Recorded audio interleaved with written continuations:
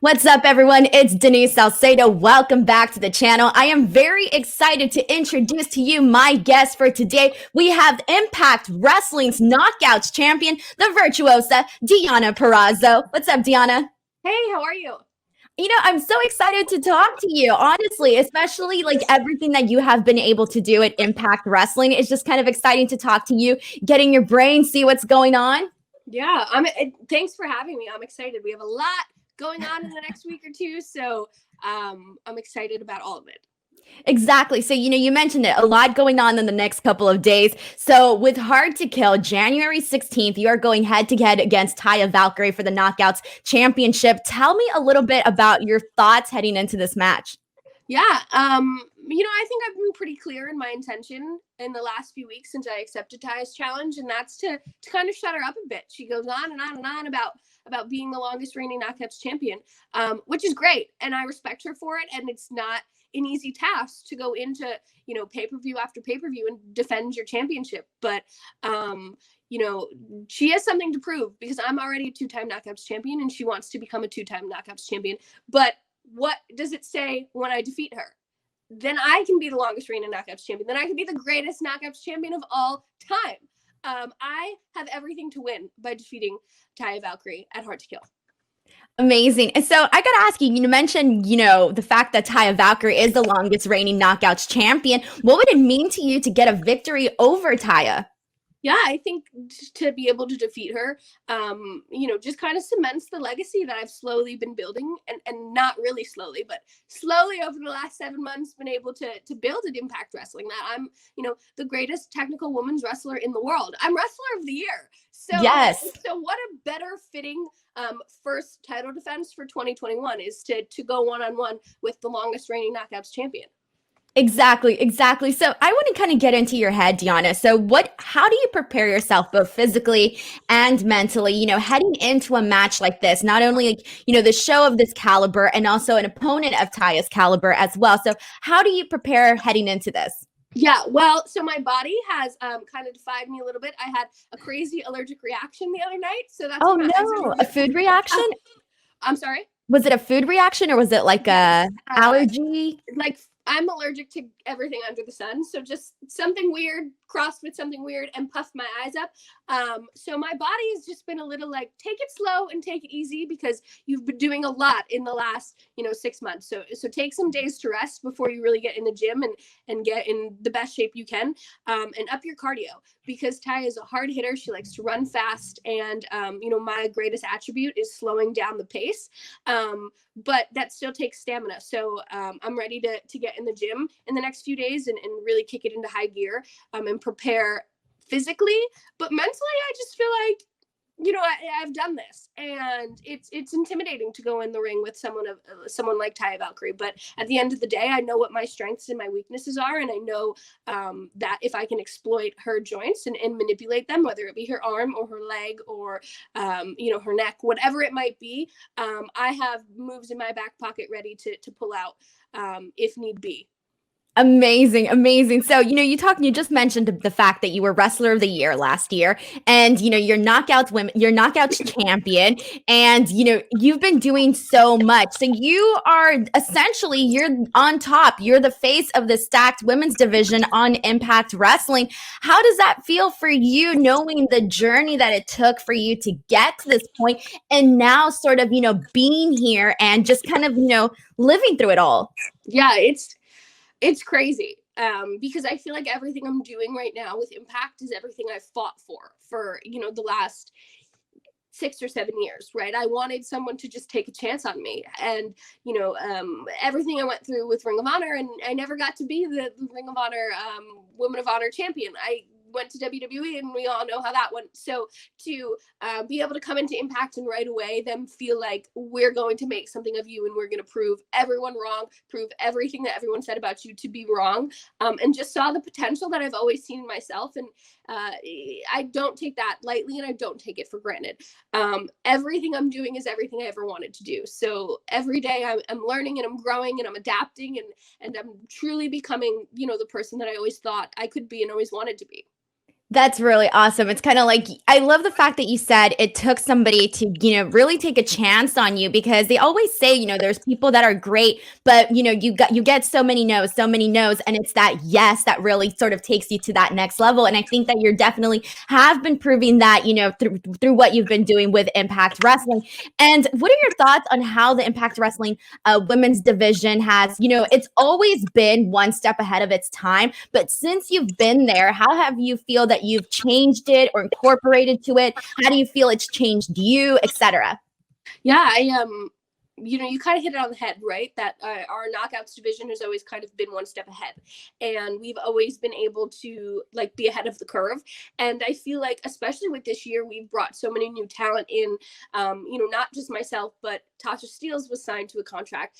Kimberly was signed to a contract. Nevaeh is with us, and there's just right around the time that I came in, they were really reinvesting in our division and really bringing women in, who are veterans of the business, who are just looking to, like Tasha, to really cement her name in a place. Everyone has something to prove, and no one takes their position lightly. No one, takes a back seat and takes a day off when we're at tapings. It's 100% we have something to prove, and we're going to continue to prove that we are, without a doubt, one of the best knockouts divisions ever, but one of the best women's divisions in the world. So to kind of be in this locker room with these girls is motivating, and it's inspiring because we don't see each other as competition. We are, but it's like at the end of the day, we're kind of like a family, and everyone needs to work together, and everyone needs to push each other and motivate each other to bring themselves to the next level, so we can do that for the other person. I don't think there's one person I wouldn't want to be in the ring with, or one person I wouldn't want to defend my championship against, because I feel like I can be the best me with every single woman in our division. Exactly. Build each other up, and in doing so, and you're building each other up, you build yourself up too, which is obviously, Absolutely. the end goal in all of this. So that's really great. So, we talk about Hard to Kill happening on January 16th. So ahead of Hard to Kill, we are having the Hard to Kill celebration. So Yeah. can you tell us a little bit about this? Since I know that yourself, Motor City Machine Guns, Rich Swann, Eric Young, Good Brothers are some of the people that will be taking part of it. But what can you tell us?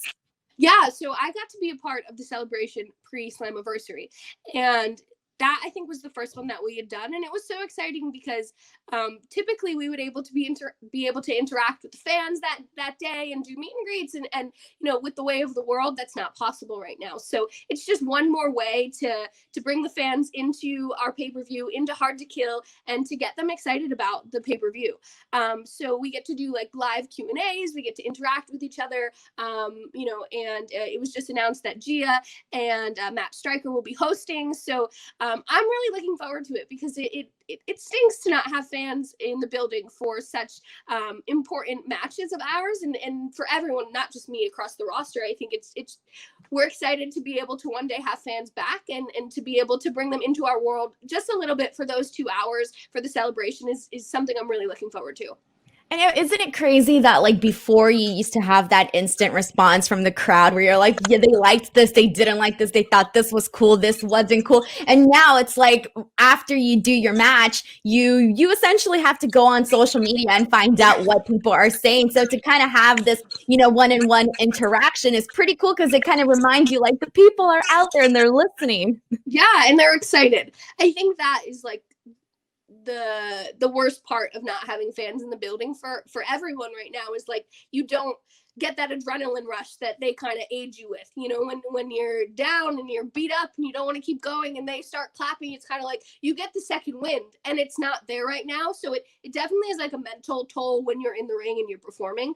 So just to know that like there are people that are excited about this pay-per-view, they're spending their money to spend some time with us beforehand, to kind of get our mindset beforehand, and really they get to this personal experience of what the behind the scenes of Hard to Kill feels like. I think is an incredible thing that Impact Wrestling is doing, and I hope that for pay-per-views to come, we continue to do this celebration and bring them in when they can't really be inside with us right now.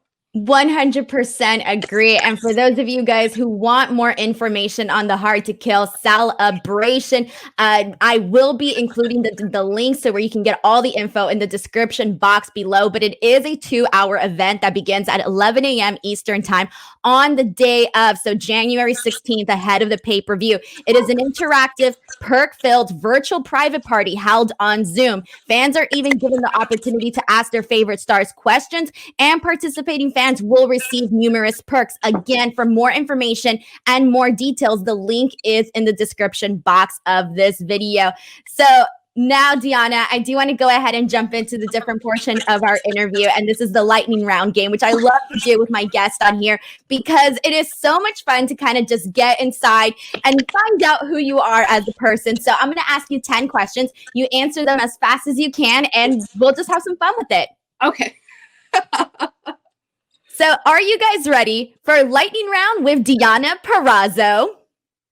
Let's do this. Here we go. Question number 1. Deonna, what is your ideal date? What does it consist of? Ooh, I think just really good food.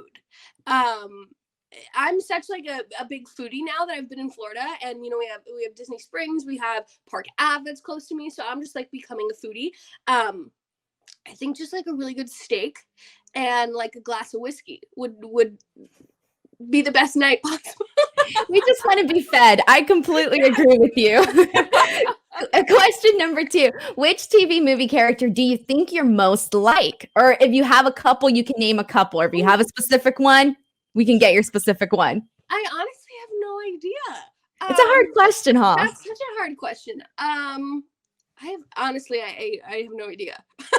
Yes, I know. I don't even think I could answer that one. Scratch it. Question number 3. What's your favorite city to travel to? Tokyo, for sure. Oh, yeah.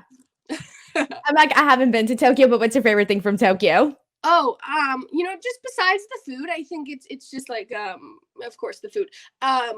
I've just had some of my best memories there, and I feel like every time I'm there, and it just brings like back really good memories that I've met some of my best friends there, and I've had some of like the best times of my life. So to always go back, it kind of brings back a piece of that with me, Awesome. Question number 4. Who's your favorite person to travel with? Oh, my instinct says Chelsea Green. That is my favorite person to spend any time with. So, besides my boyfriend, but we don't get to He's probably gonna be like, "What the heck? You didn't name me your boyfriend, your best friend." I just feel like I've spent a lot of time on the road with Chelsea. I've spent tons of times in airports with her, and when we do get time off, like last year we went to Palm Desert together, and we just that's my best friend. So I have so much fun with her, and I've spent the majority of my wrestling career with her. So that's the person I feel like I've traveled the most with. Awesome. Question number 5. What is your favorite dinner meal to eat? Ooh, I make this like linguine with like a heavy cream sauce and some butter and then shrimp. And that is like our favorite meal, hands down. It sounds delicious. It's so good. Question number 6. What is your favorite animated movie? Ooh, a couple months ago we watched The Good Dinosaur, I think is its name. Oh, I know which one it is, but I haven't seen it. It was so good, and there's like this lost little caveman boy who's like gets lost from his family, and the dinosaur helps him home, and the dinosaur like wants him to stay with him but lets him go back with I was crying, and that's like my favorite movie right now. I love it. I'm going to put it on my queue now. I'll think of you when I watch it. Question number 7. Name the most played album or artist on your playlist. Ooh, I don't know what the album is called, but I feel like right now, my Pandora playlist in the gym, I'm always listening to Nelly radio. So I don't know if his album is Country Grammar, if that's the name of the album, but that I feel like plays 24/7 on my Pandora playlist right now. You're like, I don't care what it's called, just hit play and let me listen to it. It's a really good mix of like, early 2000s and kind of current hip hop and whatever, but like that's my go-to radio right now. I like that. A little mix of the old and the new. I feel like we all go back to what we always listened to when we were like younger, but then also incorporate a mix of what we're into now. Yeah, no, and that's not like what I put on in the car. Like, I'm a big country music fan, so like the country music station just automatically is on in the car, and I don't change it. So to kind of get like some Cardi B and some kind of what's new in rap now is not what I would naturally gravitate towards. So I really like that in the gym, and it kind of motivates me a little bit, you know. I love that. You actually led me into my next question. Question number 8. What keeps you motivated? I think my family. I think right now it's kind of like I've never gotten to spend this much time home and this much time in like one place. So to kind of know that, like, you know, my boyfriend and I, we have 2 dogs. You know, they need a goddamn backyard. We're building a house. We're doing all these things. Like, that kind of is what keeps me motivated right now, is just bigger picture. And you know, I want to grow myself for my future. And you know, I'm in school, and you know, I want to get a degree. So all of these things are going to help me post wrestling, and I think that's my biggest mindset, is like, I want to set myself up for the best future post wrestling. That is amazing. I have to ask, what is it that you're trying to get your degree in? History. Oh, amazing. Yeah. Perfect. I don't know if it's perfect timing, but it is sort of, you know, just interesting to have and be able to study that. It's what I've done in the last 2 or 3 semesters, comparing to the craziness of the world right now. Complements each other in terms of like, this is what we dealt with then, and we're dealing with this now. And it's interesting because it really relates to things that are going on in the world now, and motivates me to continue to learn. And you know, there's so many avenues that I could go with a history degree, whether it be political science or it be teaching, and the political science aspect really intrigues me right now. So it's interesting, and there's a good like dichotomy between the two. So I love that. I seriously love that. I'm excited to see how you incorporate that into your life. That is so awesome. Question number 9. What's something on your bucket list? Ooh, I don't know if we're gonna tie it into wrestling. I think I main evented with Jordan Grace at Emergence for our 30-minute Iron Man knockouts match, but I think I want to main event a pay-per-view. Yes, please. Yes, that is a great bucket list item. And last question, question number 10. What is your favorite way to spend time off? Oh, I love to take the dog to the dog park. And there's a lake there, and they love to swim. And you know, we have Fitzgerald, who is a Chihuahua Dachshund mix, and then Honey is a Lab Hound mix. So she's really big and he's really tiny, and they chase each other, and they love each other so much, and it's so fun to watch. So those are the best ways to spend my time off. That is amazing. Deonna, thank you so much for playing this game with me. You were so much fun. It was so cool to kind of get to know you a little bit more. That is the end of our interview, but I want to thank you so much for coming on here and talking to me about Hard to Kill, which is airing January 16th, so do not miss out. Again, all the links will be posted in the description box below. But Deonna, before we go ahead and plug in anything you want to go ahead and plug in. Yeah, everyone can follow me on social media at Deonna Purrazzo. All accounts are verified, so at Deonna Purrazzo or only me. Perfect. Guys, thank you so much for watching. Before you go, do not forget to give this video a like and subscribe to the channel for more. Until next time, I'm Denise Salcedo. This is Deonna Purrazzo, and we'll see you later. Bye, everyone.